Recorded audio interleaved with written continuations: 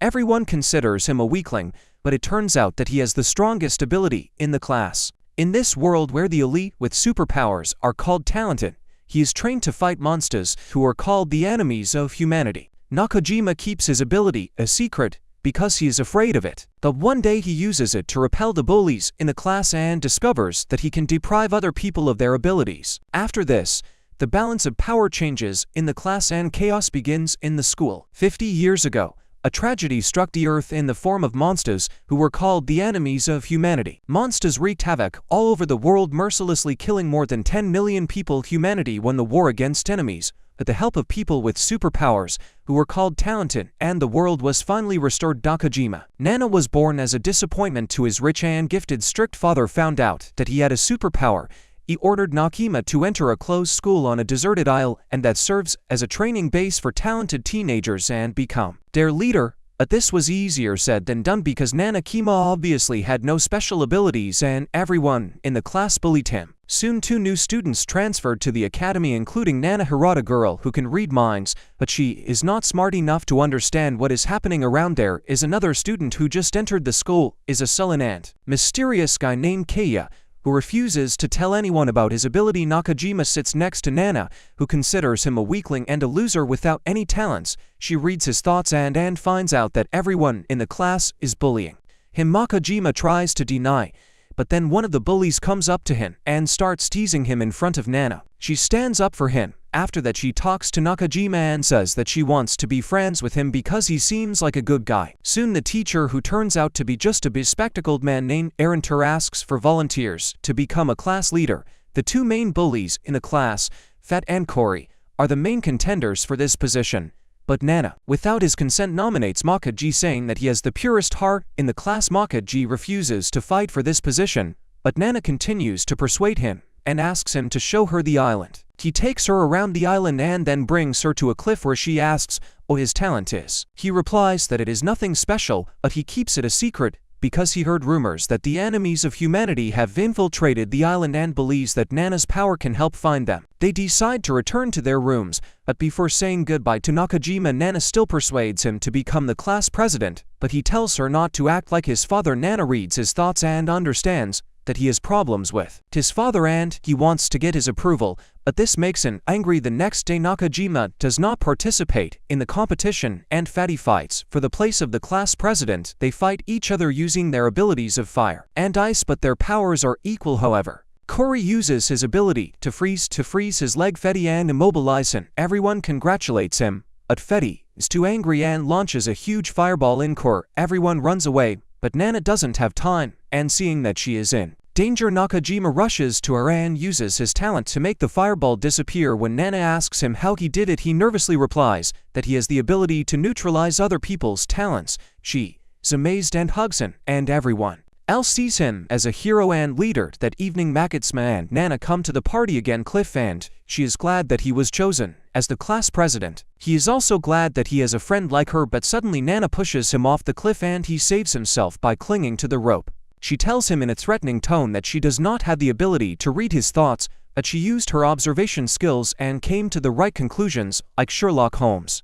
Nakajima is shocked when Nana tells him that people like him are the real enemies of humanity and therefore they need to be destroyed. He falls into the sea in horror when his hand slipping. Nana prays for him to die because her app shows that if he survives he will kill more than 1 million people. It turns out 50 years ago, the enemy of humanity who wreaked destruction all over the world was not an alien or a monster. It was just the first group of people with supernatural abilities who came into conflict with people and local authorities and ended up destroying their cities. Soon more and more such people began to appear all over the world, and this led to a big disaster. The government tried to recruit talented people in their army to fight them, but this also did not bring success, and in the end they won using traditional methods of warfare. The world was restored, but people with superpowers continued to be born, so countries came up with a clever way to isolate them on remote islands under the pretext of training and cut them off from the world. When talented people were isolated on the islands, secret agents like Nana were sent there to deal with them. She was a secret agent of the Japanese government and her task was to secretly kill talented students on the island so that they would never harm anyone. Now Nana is in physical education class, where the students practice walking on a log over a pond while Fatty pesters her with questions about why Nakajima didn't come to school. She notices that Measles instantly freezes the pond because he doesn't want to train. She chooses him as a second target and during lunch break questions him to find out the secret of his strength.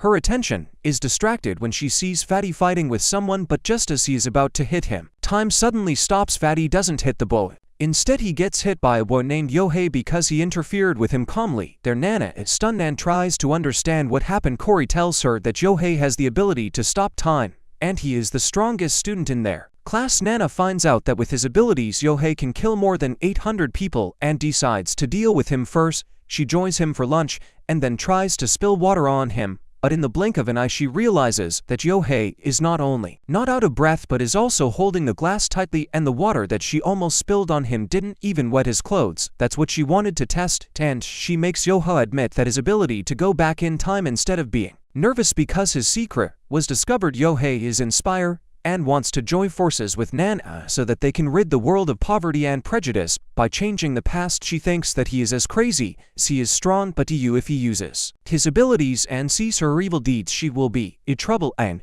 she won't even be able to kill him in normal ways because he just go back in time. At this moment Kaya comes to the scene and asks Yohei to go back in time to investigate the disappearance of Nakajima. Nana is horrified when she hears Isan assumes that Nakajima just took a day off. Kaya replies that he tried to knock on the door but no one answered. He continues to stroke her hair and asks questions, and Nakajima, she is horrified and almost freezes every time he comes to reveal her secret, but then asks him to stop touching her hair. Kaya refuses, saying that her hair reminds him of his younger sister. Then Nana tries to control the situation and talks about rumors that the school has been infiltrated by enemies of humanity. Immediately after this, she begins to act as if she is afraid of Kaya and says that she heard something unfamiliar and frightening in his voice. Her behavior convinces Kaya, who suspects Kaya, and he asks why he was looking for Nakajima. Kaya replies that Nakajima seemed interesting to him, and he wanted to make friends with him. Kaya leaves, but now Yohei is wary of him and asks Nana to help him find out where Nakajima has gone. Although she risks that her plan will be discovered, she has no choice but to go with him. First they go to the dorm where Yohei goes back to the past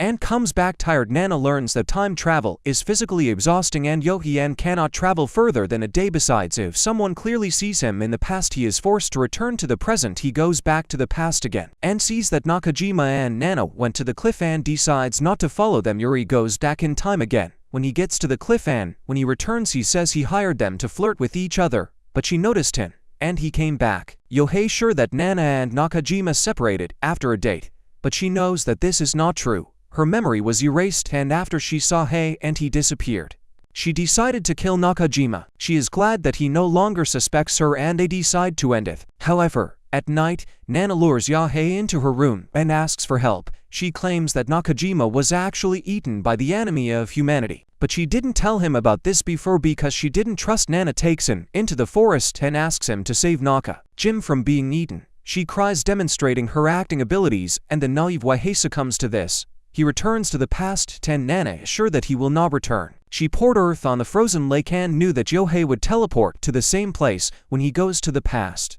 That the lake froze only this morning, and yesterday it was still water. Yohei does not know how to swim, and he will drown. When he returns to the past, Nana assumes that he already dead, and in the morning, when Measles froze the lake, no one could find Yi's body and her perfect crime was committed, and she is glad that she got rid of someone with such terrifying abilities. On the other side, Kei suspects that something suspicious is happening on the island and he secretly investigates it. He finds a piece of rope on a rock and notices something shiny below, so he jumps for it. He returns to class, with seaweed on his head, and Nana tries to impress the students with his talent for mind reading. He can tell what she just realized about Kore using Sherlock Holmes skills. Nana knows that Q is the most dangerous person in the class because of his sharp mind and chooses him as the next target. She invites him to have lunch together, but he ignores her, so she decides to keep an eye on him. She sees Kia buying milk from the machine and then goes into the storage room. As soon as he leaves, Nana sneaks into the warehouse and finds out that Kia was warming up milk for a stray cat. She thinks that despite his arrogant appearance, he is a kind guy. She approaches him and says that he has seaweed on his head, and he takes this chance to invite her to his room. She goes with him because it can give her an idea of his character. But she is amazed when she sees that his room is filled with books and collectibles and thinks that he could win the World Botanical Championship. He simply invited her to become his friend and play old video games with her. Mana realizes that not only does he not know how to communicate, but he doesn't even know how to communicate, knows simple words that everyone uses, and she doesn't understand him at all. Soon she asks why he is interested in Kaji. Ikea answers that a few years ago his sister also came to this island and then disappeared without a trace. He thinks that the disappearance on Kojima is similar to what happened to his sister and he wonders if they are related. Kia complains that the school doesn't even seem to care about the disappearance, and despite the fact that the government says that this is a training camp, it's just a gathering of super strong kids who are having fun in a place where there is no law. Nano leaves his room when it starts to get dark. But then Keiya suddenly takes out a Kojima watch from his pocket. Nana doesn't know what to say and is surprised how he ended up with it, but he just asks her to quietly follow him. Keiya takes her to the cliff and starts asking her what she was doing that evening when Nakajima disappeared. She claims that they were here, but then both went to their rooms. However, Keiya has an assumption that Nakajima did not leave this place and someone pushed him. He left his watch to report his murder and Keiya wants to find out. He also wants to inform the school authorities about this, but Nana tries to dissuade him. She is afraid that his guess is correct and this is bad for her. She tries to change the topic by asking him about his talent, and Keiya asks her to find him. Having read his thoughts, Nana says that he is acting strangely, but he replies that it is because he suspects her. He leaves, warning Nana that the enemy of humanity may have infiltrated the island. Therefore, she needs to be careful and rely on her friends. When Nana returns to her room, she tries to find out more but finds almost nothing in her report. She asked for data on the talented students enrolled. The school committee gave her everything. They had but warned that the abilities of talented students may change as they growing up, and she will have to find out their true abilities herself. Nana thinks that since Kyo was able to jump into the sea and get out of there, it means he has superhuman abilities, and she plans to set a trap to force him to use his power. The next day, Nana and Kyo go to Ring with glasses and tell him about the supposed murder of Nakajima. Ask him to inform his parents about this. Eren panics, says that they cannot freely communicate with the outside world and forbids them to tell the students about this so as not to cause panic. Nana realizes that the teacher is not aware of her plan, and even if he tries to contact his superiors, it is useless. Later that day, Kyo, as usual, goes to feed the stray cat but finds that it is not in the pantry. He begins to think about who is behind the disappearance on Kojima and comes to the conclusion that if it is the killer then he has an advantage over them, but Nana has a cat and she is watching him because she is also sure that she has an advantage over Kyo from observing his room. I realize that Kyo is very careful about his hygiene but cannot understand when something has spoiled or smells bad. She decided that he does not smell and therefore filled the pantry with gas. Her trap went off, and as soon as Keiya turned on the stove, the room was filled with gas and an explosion occurred. Nana runs there to see if Keiya died or she forced him to use his gift. She finds his burnt body and says that she will call for help. But when he runs away, he grabs her leg. Nana gets scared, but Keiya begins to ask her questions about how she ended up here and how she recognized him even when he was badly burned. He continues to ask her serious questions and his wounds begin to heal, and Nana watches in shock as he heals. Keiya gets up and asks her if she can read his thoughts and find out that he is invincible. He tells Nana that his strength also has a limit, and now he is thinking very hard about it so that she can read his thoughts and find out about this. Nana is frightened by his behavior but smiles and pretends to understand. However, now her desire to kill him has become even stronger. The next day, Fatty and Cory pester Kei, thinking that it was he who started the fire, but he tells them that he was attacked by an enemy who is also behind the disappearance of Kojima and Yu. Nana hears their conversation and understands that he really poses the greatest danger to her. At that moment, two girls enter the class and read a love letter addressed out loud to a girl named Mikuru. Mikuru is embarrassed but then notices that Nana's leg is scratched and heals it with her ability, and all the boys hope that they will also get hurt in order to receive such treatment. Nana thanks her but later finds out that Mikuru killed 150 people, although she has the ability to heal. She approaches Mikuru, who is waiting for the handsome prince who sent her a letter, and says that no one will come. She points to two hooligans hiding in the bushes and says that they wanted to prank her, but she found out the truth after reading their thoughts. The girls run away and Chira is very upset and cries. Nana takes advantage of this to get closer to her and invites her to dinner, but does not know that Keiya watching her after spending the whole day in the company of Mikuru, who eagerly told her about her abilities. Nana found out that she can heal everything she touches with her tongue. She can even heal herself, so Mana decided to attack her from behind and took out a harpoon when she left the room, and Sake, who said that he had come to guard her in case of an attack from enemies, because she was his friend Mana, who pretended to be scared and returned to her room to turn on the music louder. Kale became suspicious and looked out the window, deciding that she would try to escape through the window, hiding behind the loud music. He noticed that Nana was running away and followed her, but she ran to Mikuru's room and left her. When the unsuspecting Mikuru said that there was an invisible enemy of humanity attacked them from behind, and Nana saved her by Ko's theory that Nana was the killer and he could no longer suspect her. She wanted to confuse him and then use the fact that she protected Mikuru from the enemy to become the head of the class and subjugate the school. The next day the class gathered, and everyone was worried about Nan. She told them that Nakajima was also dead, but no one cared about such a loser and they wanted to choose a new class prefect. Fetty and Cory start arguing again, but Nana plays the sympathy card and cries because she couldn't help Makaji to cheer her up. Mikuru suggests making Nana the prefect since she saved her life. Fetty and Cory don't mind, and Nana immediately becomes cheerful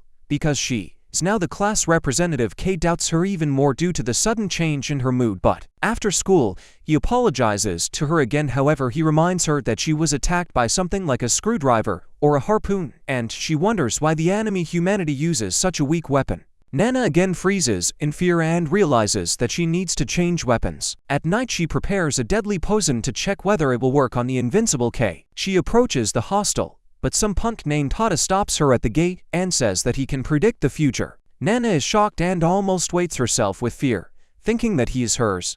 Saw through the house shows her a photo of her strangling him and asks why she wants to kill him. Nana gets nervous and carefully looks at the photo of her strangling him at 10 p.m. in the pantry, but then replies that he has no idea what he's talking about. Kyung invites her to dinner to talk about it and takes her to the dining room. He knocks on the door, and even when Nana tells him that the barmaid must be sleeping, he insists that he saw the dining room open. Of course it opens and the barmaid takes their order while they are waiting for the food. Heda tells her a story from his childhood. One day he dreamed that he would get a 0 in the exam, so he studied hard, but on the day of the exam, he got sick and still got a 0 that day.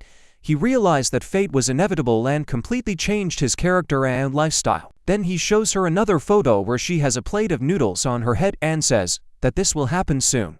She does not believe him, but still asks the waitress to order so that this does not happen. But the waitress slips on the wet floor and the noodle ends up on Nana's head in the same position as in the photo of Heda. He is glad that the future that he predicted will not change and again demands that Nana tell him why she is killing him. She insists that this is some kind of mistake, but then Heda takes out a photo of her pushing Nakajima off the cliff and asks, "This is also a mistake?" Nana freezes in fear, realizing that she has been exposed even until today. Heda explains that took this picture the day she came here, but didn't tell anyone because it was going to happen anyway. Nana is getting more and more scared, but he keeps talking about how the new leader is a serial killer. He laughs, saying that he has never seen a single image on the island of the enemy of humanity that everyone is talking about, and all the murders can be attributed to her. Nana tries her best to act innocent and promises to do whatever he says if he helps her slander his name. This is what Hada was waiting for, and he asked her to become his girlfriend. He brought her to his dirty room and forced him to give him a massage, while saying that it is useless to fight the inevitable future, but he can use his knowledge to blackmail her. Hada says he was hired for the time indicated in the photo.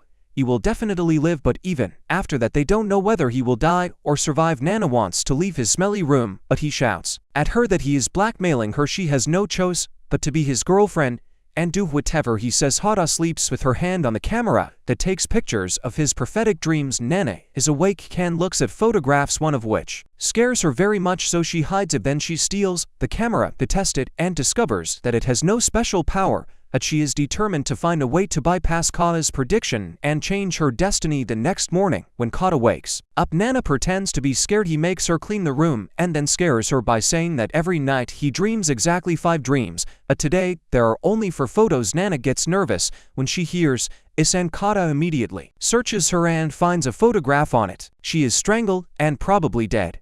Nana begins to cry and says that she hid the photograph because she did not want him to misunderstand her, But Hada does not pay attention to this and thinks that she will kill him when he falls asleep. He doesn't care about logic. But Nana tries to convince him that she won't harm him. She invites him to come to the appointed place, show the photo on the clock, and if nothing happens, he will have to believe her. Hana agrees and goes to the bathroom. But Nana decides to kill him right now. She takes out a poison syringe, but hears voices outside and abandons her plan at night. Nana waits for Hana in the closet while she checks that the number of potential victims exceeds 500. Nana gets the syringe, but he slips out of her hands, and before she can catch him, Hyaotu comes in. He sits on the bench and Nana immediately rushes to strangle him with a jump rope. The scene is exactly the same as in the photograph, but Hyaotu says that this is all fiction and shows Nan that he was holding the jump rope in his hand and looked like he was being strangled. Now he is sure that she wanted to kill him and hits her with her fist. He says from above that it's time to fulfill a prediction about her death, but Nana stops him. As when he tries to attack her, Hada suddenly feels helpless. Nana gets up and straightens herself up, saying that fate is on her side. When he knocked her to the ground, she fell right next to the syringe and attacked him. The last moment she tells him that he will die soon, but he does not believe and shouts that it is she who should die according to his prediction. They begin to argue about how fate is inevitable, but Nana explains that the photograph in which she is strangled not from his predictions, but an ordinary selfie that she took to deceive him. Nana shows him a real photo with a prediction, and at that moment the light turns on. Haya and Mikuru go into the closet, and Nana hides the photo behind her back, and Hada dies as predicted. In the photo, she understands that now the real danger is approaching her and thinks how to convince them that she is not guilty. Hugh and Mikuru are shocked, but Nana pretends to be scared and asks her friend to save her. Mikuru tries to cure him, but it's too late. Hugh explains that Mikuru was worried because she wasn't in the room and they found out that Hada claimed that they had a relationship with her. Her mother continues to pretend to cry, but Gio takes out a photo saying that it was one of Hada's predictions. Nana thinks that she is finished, but it turns out that this is her selfie. She sees a ray of hope, and having learned that they did not see other photographs when they rush to her aid, she decides that she can get out of it and get away with it. She claims that Hader showed her photographs of him being attacked by the enemies of humanity and asked her to help him. After that, he tried to blackmail her with obscene photographs and brought her here to attack her. Anna is sure that if Q is a gentleman, he will not look for other photographs for fear that he might find something indecent, but he is more focused on the murder scene. He assumes that Hada attacked Nana and she killed him in self-defense, but Nana rejects this theory. Michiru suggests that it could be some kind of disease, but Nana claims that the enemy of humanity was behind the murder and she heard his voice. Akia doesn't believe her. Nevertheless, he allows her to leave first, while Mikuru tries to conduct some more experiments with Hadan's body. Goes to Hadan's room to remove all the photographs, but Kei goes after her. He assures her that he is not interested in her obscene photographs and he is here to find out if there is any information about Hadan's death. He does not find anything that would indicate Hadan's illness. Takes out a photo of the strangled man and asks, it didn't come true. Kei claims that Hada always boasted that his predictions always come true, and Nana replies that people can change their future with hard work. He is inclined to believe her. However, he finds another mistake in the photo and points out that there was a double loop on Mana's neck, and the killer didn't have time for this. Ha thinks that this is not a prediction, and the selfie, and Mana panics that he found her smallest mistake. She runs out in a hurry from the room, and Kia regrets that he didn't have time to look at the other photos. Nana returns to her room where she checks all the photos and discovers that one is missing. She immediately understands where it could be and she panics. She goes straight to the closet where Mikuru tried to revive Hada by developing her abilities. But nothing worked for her, and then she noticed something on his body and found a photo of Nana pushing Kojima off a cliff before Mikuru could understand anything. Nana entered the room and with a creepy smile asked if she had seen anything. Nana thinks that if Mikuru hides the photo, then she is hostile and suspects her, in which case she will immediately kill her. But Mikuru without hesitation gives her the photo and asks what it means. Mana says that Hada could not always see the future and lately his ability has been weakening. She convinces Michiru that the photo was not a prediction, and, in just one of the dreams, Hadan was jealous that she was close to her on the small ring row. She asks her not to tell anyone about this and Michiru happily agrees. A funeral is organized. Hadan finds out that Mikuru tried to develop her abilities to bring him back to life. Nana tells her not to use her abilities recklessly because even healing someone shortens her own life. She claims that if Michiru died trying to resurrect someone, she would be very sad. Michiru is touched but Nana is simply trying to interfere with the development of her abilities. Suo and Q approach her and announce their intention to open the hut, since they believe his death is near. Nana is nervous that he will find out her secret, so she tries her best to stop him and takes him out of the room. She tries to calm him down and asks him not to create panic, but Q is sure that the one who killed the hut and caused an explosion to remove him. Nana cannot convince him, and K ignores her words and returns to the funeral, still insisting on an autopsy. Nana tries to stop him and asks other students to help her, but he still approaches the coffin. Suddenly the coffin opens on its own, and Hata rises out of it like a zombie. Everyone is terrified, but it turns out that another student named Shinji used his necromancer abilities to revive Hata's body. He claims that there is no need for an autopsy because he can tell how Hata died. Everyone is nervous, but Shinji's girl Yuka tries to convince everyone that he is a good guy. He just has unusual abilities. Mana finds herself in a difficult situation and begins to act. She claims that she hears the voice of Hata's soul, and he screams in pain when he is revived. Everyone sympathizes with him and asks Shin to put their classmate to rest again. K also cannot object and the matter ends with Hata again lying in a coffin. But now Nana is going to deal with the necromancer because he can easily find evidence and witnesses the next day. She asks Yuko, Shinji does not go to school. Yuka replies that he is quite close and starts praising him for her and sees her meeting with Shinji. She planned to kill them both, but Kia was also there and he said that he was patrolling the area because he believes that Shinji will be the next victim of the serial killer. Shinji noticed then and was unhappy that they interrupted his date. Kia warned him that the killer was on the loose and Shinji left without paying attention to his words. Yuka said that Shinji is one of the bravest people she knows and began tell a story from their childhood. One day, they went to the cinema and a fire started in the building. Shinji stayed to give the others the opportunity to escape, but he himself was trapped. Yuka rushed to save him and discovered that she had superpowers, like the Hulk. She added that the scars on Shinji's hands appeared like when he saved others the next day. Nana pretended to be sick and asked Kira to take her to the infirmary. There, she took the opportunity to sneak into the boys' dormitory and pose in the sleeping Shinji, and said that soon his girlfriend would come to him. When she returned to the infirmary, she saw that a cat was stuck in the grave. At that time, Kia noticed that she was missing and naturally asked her best friend Kira. She took him to the infirmary, where they discovered that the Mana had disappeared. She suddenly appeared outside the window and asked for help. She called Kia, Mickey and Yuka to save the cat. Despite the fact that this could have ruined her plan, she asked Yuka to remove the concrete slab to save the cat, but she said that she is allergic to cats and she cannot use her abilities because of this. Kei suggested luring the cat with cat food, and his guess turned out to be correct since Mickey Riku saved the kitten. Nana thanks him for his help, but now she is even more confused about whether the cat's savior could be a serial killer. That night, Nana sneaks into the room Yuki to kill her, but before she can do that, someone attacks her from behind and ties her up. Yuka wakes up and says, nude, that she saw everything through the eyes of Shinji, who is now holding her. Nana realizes that Yuka lied about her abilities. She was a necromancer and Shinji had the power of hope, but he was not truly alive. Yuka turns on the light and begins to talk about her love story and, in the end, finds a poison needle that Nana just dropped. She points the needle at her, but not hurts her because she wants to finish her story. Yuka says that Shinji died saving people during a fire and she was heartbroken, so she used her powers so that he would never die, and now he is always next to her. At the funeral of the hut, she controlled his body,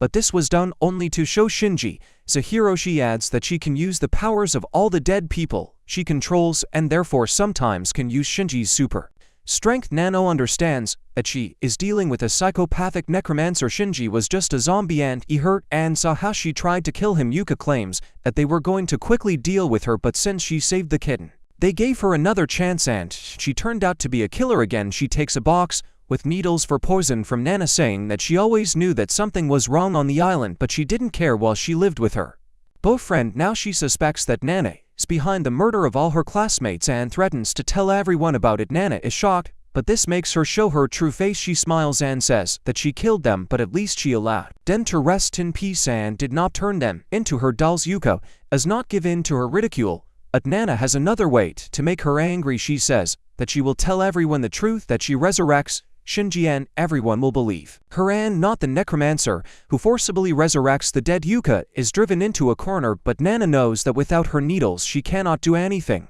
so she offers cooperation. She promises to keep their secrets and even spare their Levs when that doesn't convince Yuka. Nana says that she can read the minds of the dead and will tell her right now what Shinji wants to tell her. She lets Yuka go. Yuka, a hopeless romantic, believes her, lets Shinji go. Mana pretends to read his thoughts but runs away. Yuka wants to follow her but Shinji stops her, saying that they should just kill her and then she can use her powers to read minds. Yuka agrees with his proposal and gets ready fight with Nana, who is already waiting for them outside. She lures them to follow her because she wants to find out the secrets of Yuki's strength and defeat her. But the real problem is that Yuki has superpower. She suddenly remembers that she saw a Hata necklace under Yuki's bed and decides that she needs something belonging to the dead man to control it. Nana tries to test her theory and tells Yuki that she knows that the wound she wears belongs to Shinji and if she takes it, she will deprive it. Yuku's strength. Yuka tries to find Nana in the darkness but cannot. After a few moments, Nana attacks her, trying to tear off the pendant, but Yuka calls Shinji for help. Nana pushes her away and runs away in fear, but her pursuers, oddly enough, easily find her. After taking a break, she suddenly notices that another zombie is attacking her and realizes that she is surrounded by other zombies. Yuka says that thanks to her ability, she always knew that there were a lot of corpses on the island and now she controls them. Some of them were talented students, others teachers, but they all died a terrible death. Yuka uses the power of one of the students who at night vision to find his target in the dark. Nana is nervous when she finds out about this and wonders if it was not from the hull of the agent who was here earlier that corpses appeared on the island. She is curious, but she does not have time to think about it, so she runs away to save her life. She hides in a destroyed house and comes up with a plan how to defeat Yuka. He has never seen Shinji during the day, and even in his room it was very dark. Nana believes that some light can stop necromancy. She holds out until dawn. She will have a chance to win. She tries to barricade the door to the house, but Yuka and her army zombies quickly find her. Nana hides in the house and incites them to attack her, but Yuka knows that this is a trap. Fortunately for Nana, the sun rises and the zombies fall as if they had been pulled out. Yuka's power core is stupid to admit that this is her weakness and locks Nana outside, saying that she will return at night to finish what she started. She takes Shinji in her arms and desperate Nana tries to attack her through the window, but it is useless and she decides to somehow get out of the locked room. At night, Yuko returns to the house with her army zombie to finish off Nana, but the search in the room does not find her. She examines every corner of the house and even checks the corpses, but Nana is not there. Yuko revives all the dead and places them in the forest to calm them down, but they can't find her. When the sun rises, she takes Shinji back to the dorm, but Nana is waiting for her there. She attacks her from behind, pins her to the floor, and then takes out a plastic bag from her back pocket. Yuka is horrified because there were pieces in the bag, a torn sheet with marks that was a real relic with which she controlled the Shinji, and the pendant was just a bluff. Nana says that last night, when she tried to snatch the pendant, Yuka tried to protect her pocket, and it gave her away. She says that she needs to follow her because during the day she is helpless, and they come to a cliff there. Yuka asks Nana what powers she used to get out of the locked room, and she replies that she left through the front door. When she pretended to lock the door, she actually unscrewed it by simply taping the unlocked lock with tape. Yuka is shocked and asks Nana how did she know that she was going to lock her, and she replies that she had a theory and she took the risk of believing in it. She risked her life,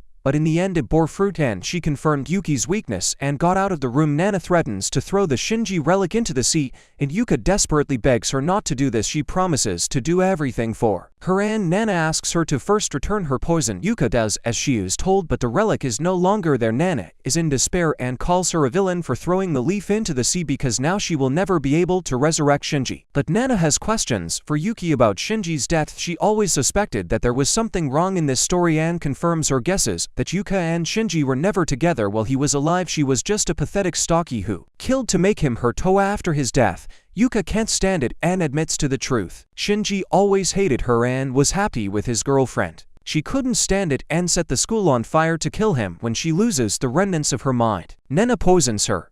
Previously, she didn't throw the relic into the sea, but now she did. She just wanted to find out the truth about Yuki and realize that she was a terrible monster. After Yuki's death, Shinji's body began to decompose and Nana realized that there was more in the forest. The corpses, she looked at them and thought that if she forced Yuka to use her abilities to find out what happened to them, she would be able to unravel the secrets of this island.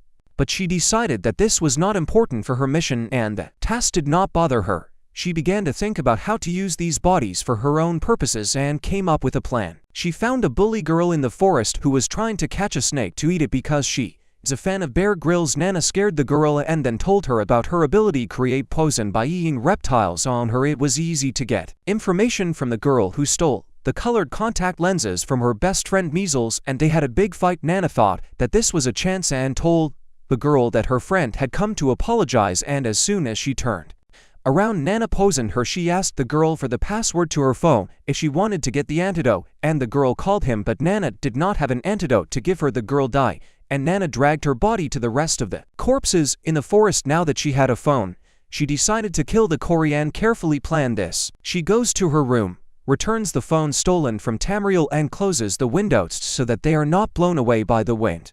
Then she meets Kia, who asks where she was yesterday. It reports that Yuka and Shinji are also missing. Nana cries in front of him and says that Yuka died because of her, and Kei, in shock, Nana brings several more students into the forest and tells them a terrible love story. Yuki and Shinji, who is already dead, she claims that she found out about this having read her thoughts, but inadvertently told about it.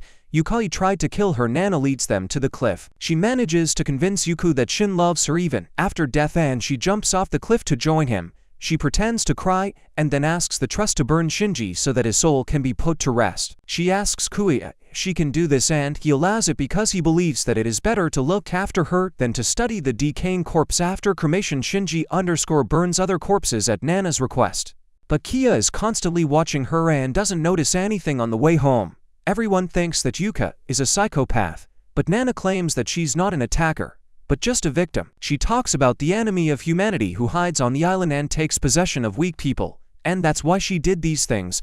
Everyone believes in her delusional story, except for Kia. He says that there are too many inconsistencies in this story, and even if he believes it, Nana was still involved in the crime. He reminds his classmates that she was somehow involved in the disappearances and murders, and openly expresses his suspicions. At this moment, they hear the girl scream and run to the dorm to see what happened. They find a scared girl who points to the body of Curry. Nana's friend Kei examines the body and realizes that she died about 2 hours ago. Nana was with them at that time, and his theory that she is involved in all the murders collapses. Mikuru wants to save Kauno. Kia yells at her to stop because it could be dangerous. He asks her to bring a first aid kit from his room and orders Nan to stand in front of him the whole time.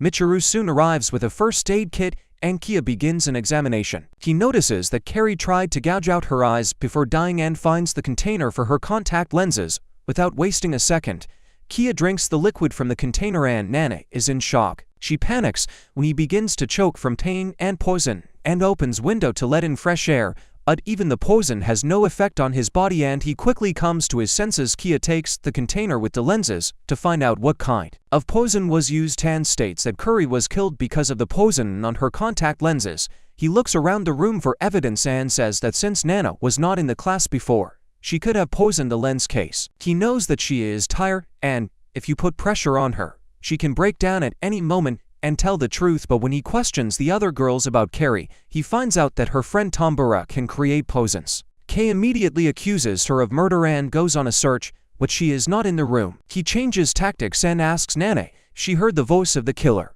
when Kaori was killed, and she replies that she did not hear anything. Kei uses this statement to prove that Cory killed a person, and his conclusion drives Nana into a corner. Then Kei asks about her relationship with Cory and Tambura and asks if she was close to one of them. Nana immediately replies that she hadn't even talked to them before, but then she realizes that she said the wrong thing. She corrects herself and says that she once talked to the Kaori about how Makura was bullying her. Mana realizes that when they were fighting the poison, she easily opened the broken window in the room. You probably noticed that. She feels that she gave herself away. But before Kei can ask anything, Kira uses the fingerprint of the Kaori to open her phone and shows that Tambura sent her a message. They were in the forest. Kaoru believes that Tambura is a murderer and asks Kaya to stop suspecting Nana, but he declares that Nana is really a murderer, and this makes her nervous. Other students also enter the room, and Kaya says that now she will explain everything. Nana tries to remain calm because Kei has no evidence, but his theory drives her crazy. He believes that first she killed Tangy and then planted poison lenses in the room of Measles. As for the girl's body, it was among other corpses, and Nana mutilated him so that no one would notice when burned him. After that, she sent a message from the phone while they were cremating the body so that she would have an alibi. In this case, Nana is nervous because Yu's theory is almost correct and screams that she has no way to unlock the phone. Q replies that she can read minds and could easily find out the password, and Nana presses herself against the wall. K says that has been watching her all this time, and is sure that she has not yet gotten rid of the phone. He takes a step forward to search her, and when he puts his hands in her pockets, Nana is nervous. However, Kia finds nothing and Nana accuses him of harassment. She carefully planned everything as Kia suggested, but there was one thing that he could not foresee. She wanted to send a message at the right time so that it would look like it was not her. So she created a timer using the decaying body of the zombie and hoped that the rotting finger will press the button to send a message while she is surrounded by other people. Nana believes that she took too much risk using such an unreliable plan, but everything worked out and she committed another perfect crime, and even proved that Q was wrong in front of everyone. Now he is embarrassed, and when Mikuru asks him to apologize to Nana for suspecting her, he comes to terms with it. Since everyone is on Nana's side, he cannot say anything but still doubts her. However, he feels that something is wrong here and Nana did not at all before used her ability to read minds. He agrees to believe in her theory about the enemy of humanity, but in return, Nana takes Corey's body for an autopsy at night and shakes hands with each other, and she is sure that you will never know who created the poison, she or Tam bro. Soon night will come and Nana sits outside the dorm waiting for the right moment to get rid of the poison she created. Thanks to killing Corey, she was able to get rid of K. This attracted too much attention to her and now her task became even more difficult. Soon Mikuru approaches her and encourages her to learn that Nana is on patrol to protect him from the enemies of humanity. She lays on her to rest a little and asks her to sleep. Nana is amazed by her unconditional kindness and thinks that Mikuru is a really good girl, but she is still talented so she must die. Nana falls asleep for a while, but then Michiru but her asking if she can really read minds and how could she not have noticed what Nana was going to do. Nana is shocked when she sees that Michiru holds a knife at her neck. Kairu asks Nana what her real talent is and Nana, having calmed down, replies that it is mind reading, but then she notices that Kairu is trying to deceive her and pushes her hand away. Michiru says that she is well prepared, and Nana threatens that she will scream and accuse her of being possessed by the enemy of humanity if she tries to do something. However, Michiru replies that it is easy to expose her lies because no one will believe that she is so cute a girl can harm her best friends. At this moment several girls enter the class and Michiru leaves, leaving a last threat. Now Nana is furious because she was betrayed. The next day Mikuru shows her a gift box and asks her to guess what is in it. Nana has no idea what could be in there and says she is burning, that she cannot use her power because she is very tired. Mikuru replies that she will ask her at lunch, and then, after lessons she will ask her until Nana runs out excuses, and then she admits that she cannot read minds. At this time the case comes into the class to the teacher and says that the next time he gets a call from the police he will have to come. He sees Mikuru trying to guess what is in the gift box and Nana answers incorrectly, but then she says that everyone in the class thinks that Mikuru loves her. K bursts into the class and takes off the note with the inscription, "I love Nana," that was glued to Mikuru's back. Mikuru is embarrassed, but Nana says that she can read everyone's thoughts because they are thinking about the note. K doesn't believe her but can't say anything after screwing up yesterday.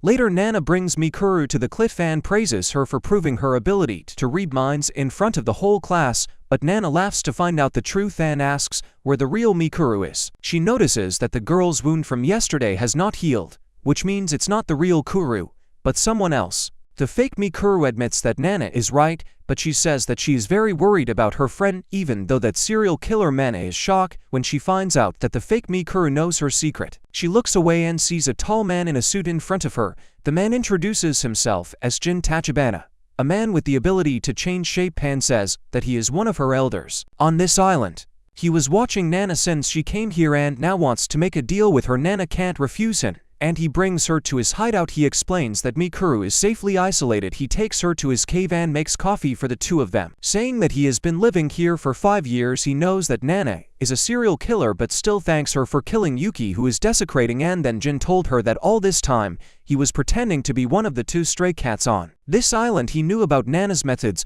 but wanted to know why she killed people. Jin decided that he would not achieve anything even if he tortured her, so he suggested exchanging stories. He started first and told Nan about the civil war among talented students that happened 5 years ago. He explained that it all started with the fact that one girl killed the most talented guy in the class to prove her superiority. She was exposed and kicked out, but then she was killed by her boyfriend.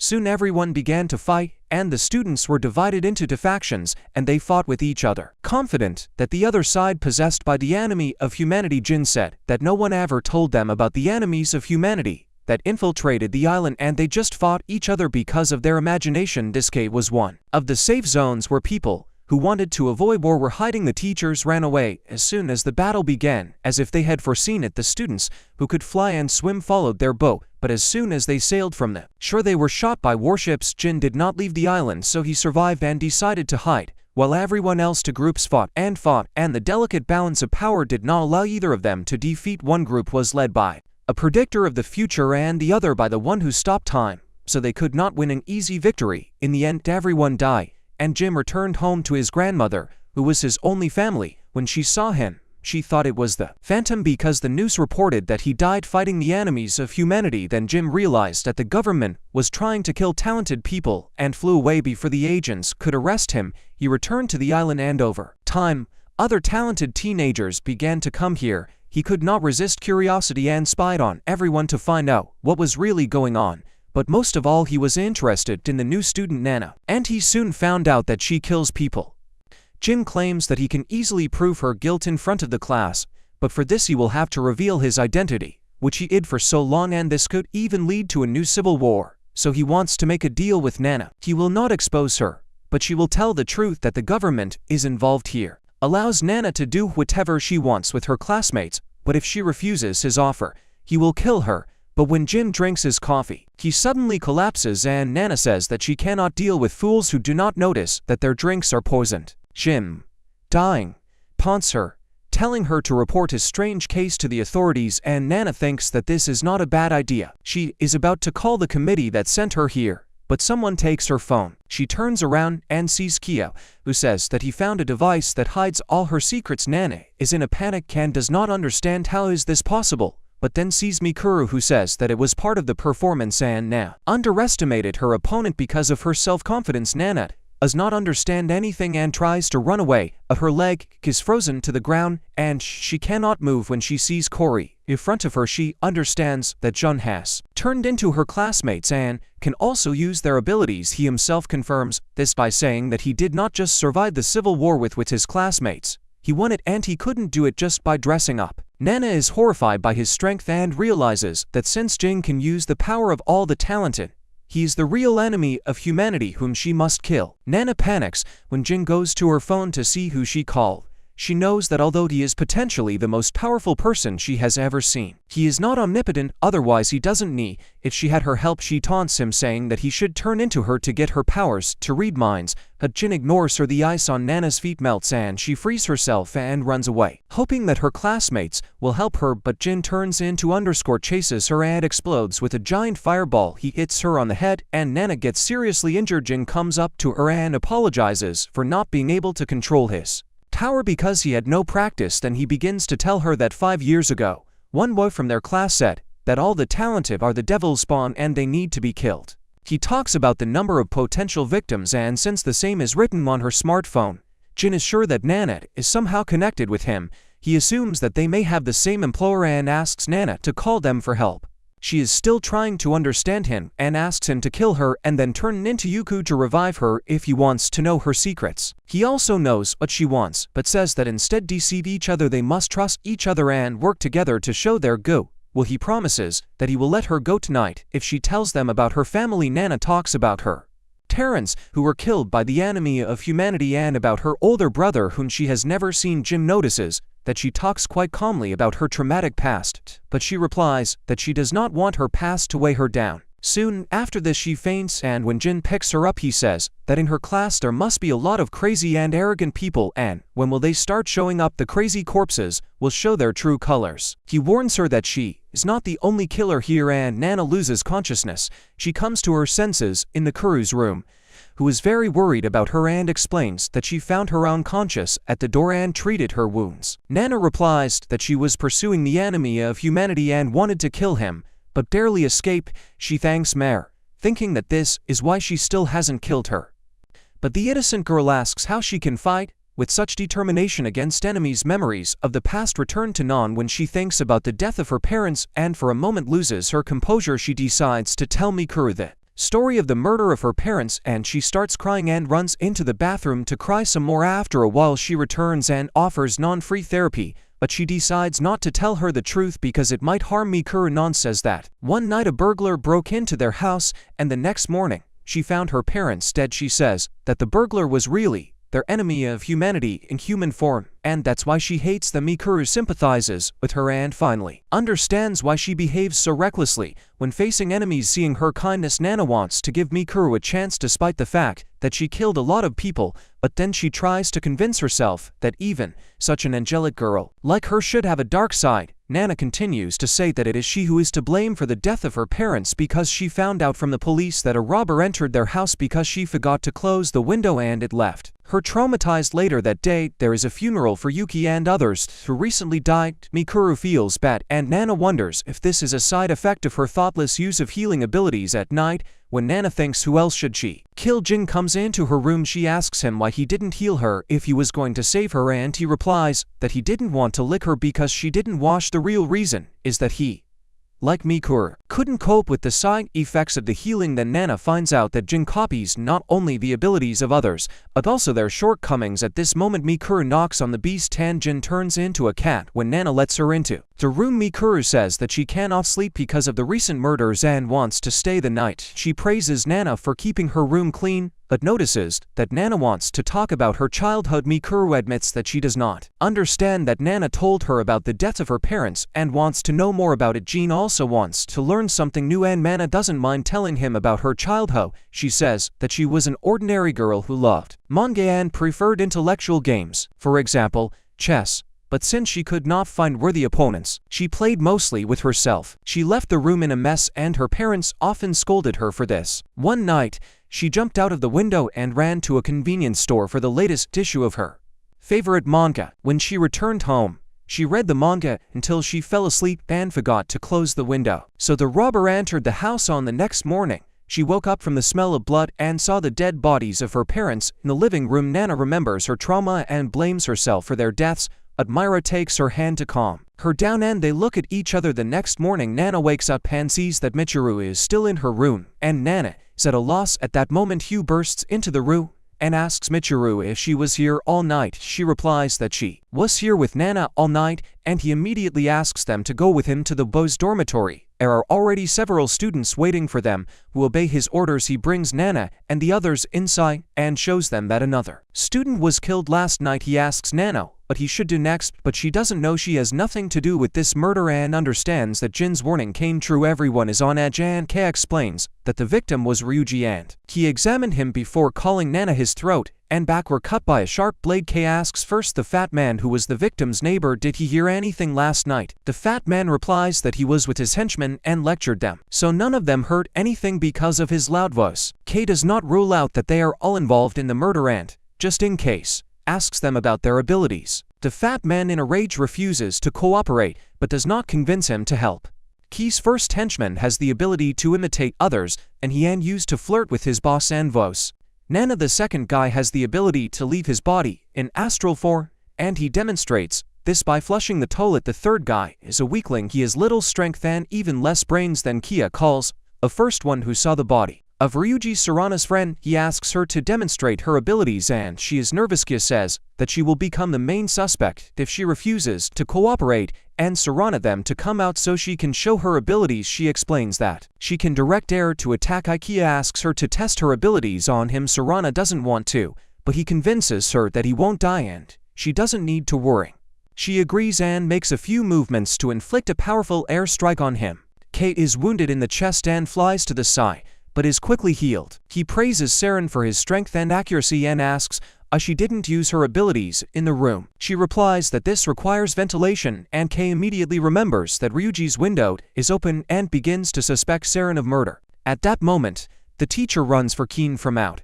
Kei's superiors leads to report everything, but Nana thinks that he is just wasting time. She returns to the crime scene with Mikuru and tries to find out something, but she gets bored and decides to leave it. Mikuru asks why she is working so hard, and Nana feels that something is wrong with her. She wonders if Mikuru has started to suspect her, but at lunch Mikuru invites her to move in with her family after finishing her studies on the island. She tries to convince Nana that her parents will be happy with her, but she gets angry and reminds her that she was too harsh. Poor Mikuru is shocked, and Nana returns to her room thinking that lately she has been too emotional. At that moment, a teacher comes to her and says that she brought a new uniform since the old one was damaged. Nana suddenly remembers that in the old uniform she had a bottle of poison and guesses that Mikuru found it when she was treating her.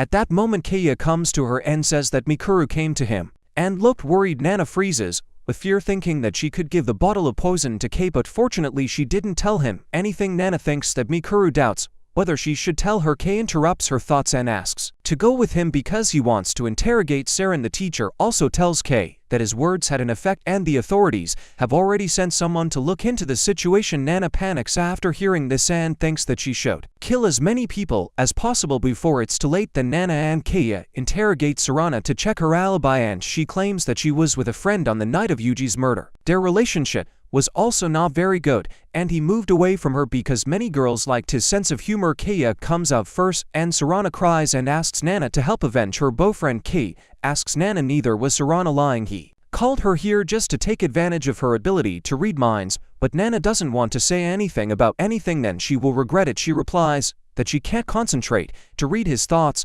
but she is sure that Sarana could not kill Ryuji because she spent the night with a friend and his friends would beat her up if she did something in the evening. However, Ka still suspects her and thinks that Sarana killed Ryuji during the lecture. In the morning, the window and the light were open, and Nana assumes that Ryuji was fighting with Kei's killer. Replies that Ryuji had the ability to shrink to the size of an ant to avoid fight, so he could only be attacked from under Tishka. He is sure that Sarana could easily sneak up on him and kill him with her wine blades, and the mess in the room was a side effect of her attack. Nana agrees with his reasons, so she leaves the investigation to him and decides to deal with Mikuru. She goes to Mikuru's room and sees that now in her soul, Nana decides to look for a bottle of poison, but finds nothing. She notices Mikuru's diary and is afraid that she could write in it everything that happened. If the diary falls into the wrong hands, they can easily solve her crime. But when Nana starts reading, she understands that Mikuru has always seen her only as a kind and strong girl.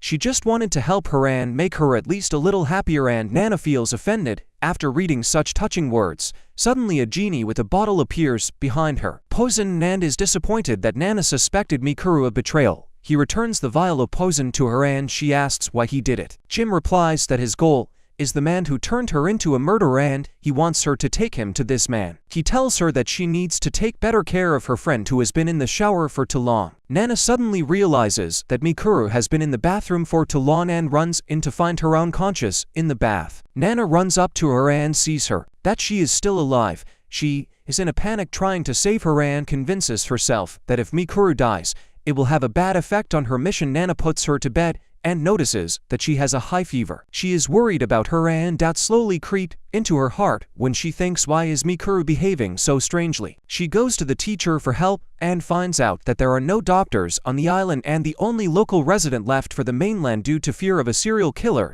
He advises her to ask for help from Kate, but he also refuses to go with her as he is busy autopsying Ryuji's body. Nana asks him to at least give her an antipyretic and he gives her what he is. Nana runs back to the room, but stops at the cafeteria to get water and nutritious food for Mikuru. She knocks on the door but no one answers, so she breaks in and injures the glass with a club. She returns to the room with water and food and takes care of Mikuru. After work, Kei comes to Mikuru but does not find anything suspicious and suggests that she should not let her sleep. Keiya notices that the room is a mess and suspects Nana, who says that she was looking for Kiru's clothes. He doubts her and then remembers that Michiru wanted to tell him something and suspects that she knows something about Non. Later, Keiya enters Rintaro's room of a guide who can go into the astral plane.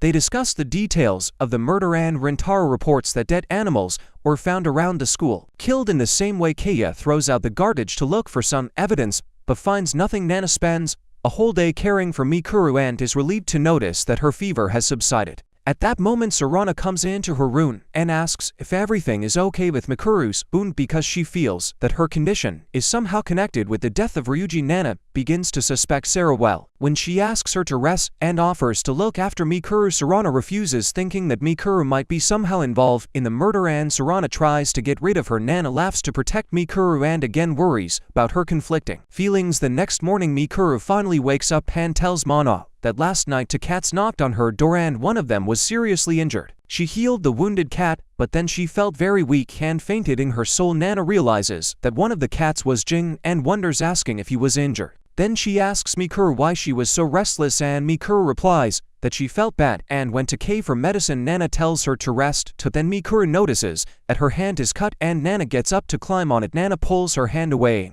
A panic and screams for Kaoru and Valletta to be healed naturally. He reminds her that using her power shortens her life, and although she looks angry, she's just worried about her. Kira is surprised but diffuses the situation by talking about Nana's creepy hairstyle, and the girls laugh and get closer to each other. Meanwhile, Jin found the man who killed Ryuji and the animals around the school. He tells the killer that he can do whatever he wants, but only with his classmates and not with animals, because he is a liberal and cares more about animals and people. The killer does not torture Jinmin thinks that he found nothing in Nana's phone except potential murders that seem to him just random with meaningless numbers. He believes that whoever came up with this concept was just fooling people, and he forced Nana to become the number to kill her. Now Jin wants to find out who is behind this. On the other side, Nana decides to leave Michiru alone when the situation becomes more relaxed. However, Michiru wants her to stay longer because she is comfortable with her. Nana promises to return after she takes a quick shower, but she thinks that she is giving in to her feelings too much, and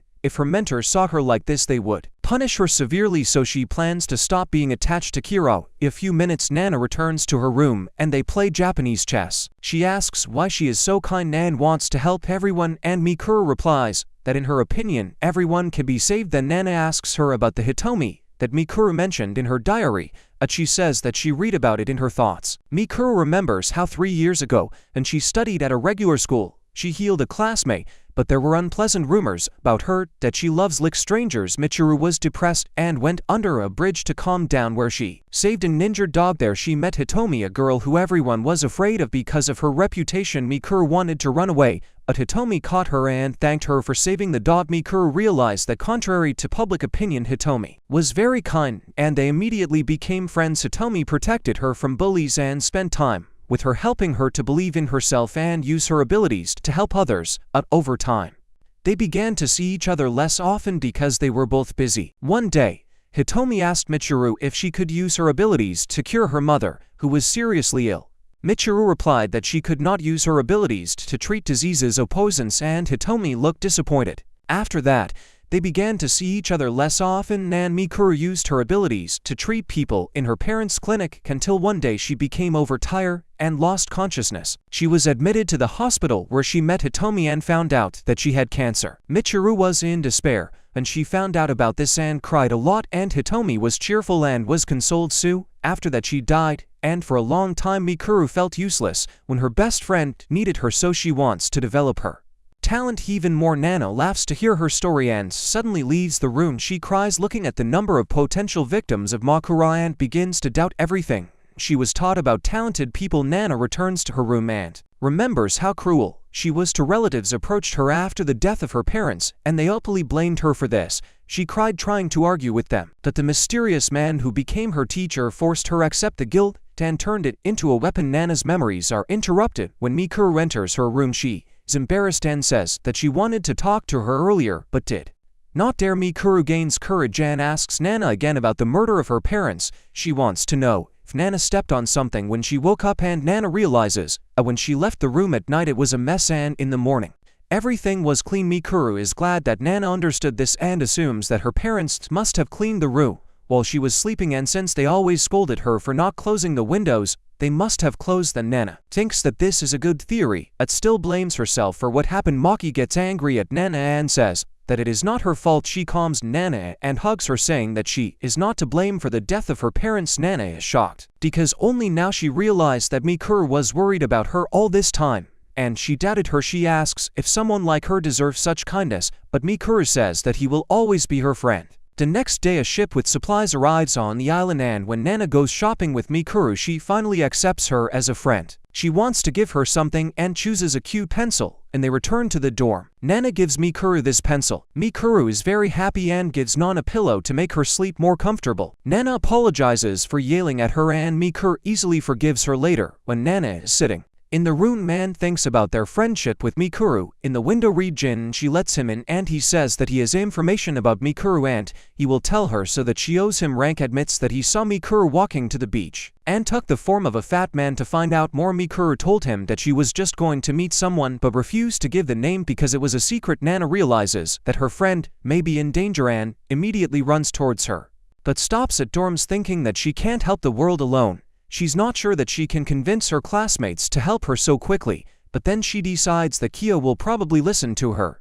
Meanwhile, Mitra approaches the beach and someone suddenly hits her in the face. She only hears the bo's voice, but doesn't see who attacked her. The voice says that he hates beautiful and sweet people and wants to destroy them all. 2 days ago he tried to kill the cat, but Michiru cured her, so he decided to kill her at Michiru's first. Her legs give way from fear and the killer attacks her again from the other side. Nana runs to her friend when her mentor calls her, a frightening man whose voice takes her back to her training days. The man asks her to report and she nervously replies that everything is going well and now she is training a talented person. The mentor tells her that the committee is happy with her actions and after she finishes her training, she will receive an award with the help of which she can fulfill her dream and establish a scholarship for orphans who suffered from the enemies of humanity. He ends the conversation and Nana seems again succumbs to brainwashing. She says that she doesn't need friends and she doesn't care if Mikuru dies. When Michiru runs away from the attacker, she is sure that Nana will come and save her. The attacker replies that Nana will not come and that she always lied to her. He says that she was hiding something from everyone and that she has a very dark soul. Michiru gets angry hearing this and replies that she will not tolerate slander against her best friend. The killer got tired of playing with her and he attacks her again, but then suddenly Nana stands in front of Mikuru and shields her from the fatal blow. She is seriously wounded and says that although at first she doubted Sarana, she was never the killer of Ryuji. The real killer was Rant, a guy who could leave his astral body and commit murder with a knife while his body was in another place. Rente's astral body notices that she was right and asks, she didn't say anything about it before, because she definitely read his mind during the investigation of Ryuji's murder. Nana can't answer, Rant rushes at her again. Michiru wants to heal her, but Nana still doesn't give up and gets stabbed again. She tells Mikuru to run away, but Mikuru doesn't want to leave her alone. Nana taunts Renta saying that without a knife he is helpless. He loses his composure and attacks her again, but she turns around at the last moment and grabs his hand. The knife gets stuck in her shoulder and Rent can't get it out. Nana tells Mikuru to run away and assures her that he won't hurt her because she set a trap for him. Michiru insists that she won't leave, but Nana snaps and calls her a stupid dog. She tells her even more hurtful things like that she never considered her a friend and that she is pathetic and disgusting. Nana tells her that she is another serial killer like Rent and that before she was just manipulating her. Mickey cries and runs away and Nana stops resisting the killer as soon as he disappears from the Veda. Rintaro asks her what trap she has prepared for him, and she just laughs. She knew that he was just a coward who would not dare to pursue Mikura if she told him that his life was in danger, so she bluffed the traps.